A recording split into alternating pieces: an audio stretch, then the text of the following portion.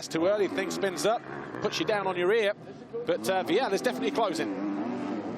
Yeah, and you're absolutely right on that. If it does start to rain, the places that are the driest and the hardest, where there's really no soil left, are going to become really, really tricky. And obviously the front end first, these guys in the braking zones are going to be, they're going to completely lose feel, and you can see some crashes because of that. There you go. Vial has already taken another second out of Jago Geerts at the third sector. We're at the final sector now, the finish line, and we'll see the lap times: 52.3, 52.2, 51.6.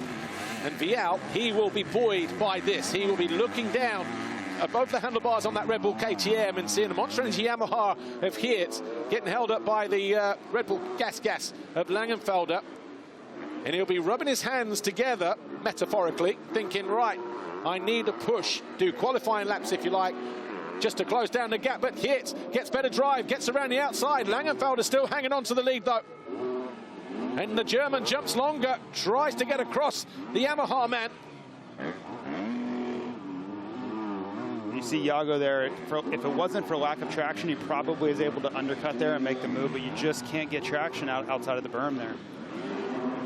I just wonder whether there's an unwritten rule here, code, between the Gas and the KTM rider. You know, it won't be an obvious thing, but just do your best just to hold him up. You never know. Well, and he's winning the race. He's winning the race as well, and it's going to put him on the podium, third overall.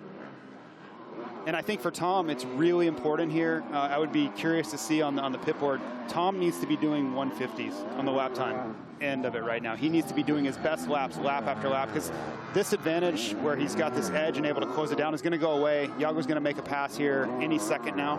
It's almost inevitable. And that is the dynamic's going to shift, where now Tom has to go past Laengenfelder, so he needs to make the most of this. And he is. You can see the gap coming down, but he just has no time to waste in this situation. The gap 2.3 at the last split between Geerts and Vial.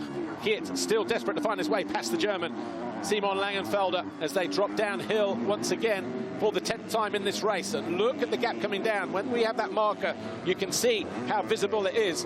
And in this situation, even if Geerts finds his way and he makes a mistake there, even if he can get past the German, and a personal fastest lap, 1:57, 50.7 for Tom Vial. Even if Geerts can find his way past, the momentum at the moment is with Tom Vial, and he is absolutely all over the back of Geerts now. Yeah, he's doing exactly what I said he needed to do. He needs to be in the 150 range. You need to make up the time now, and he did it. He got lucky with a mistake from Jago, and also he did his part of his end of the deal to close the gap down. This was a lap ago.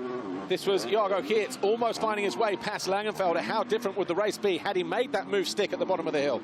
Well, because you can see Laengenfelder just controlling the inside, keeping him to the outside there. He's not braking there, but he's also controlling him, just going just fast enough where he can't cut underneath him.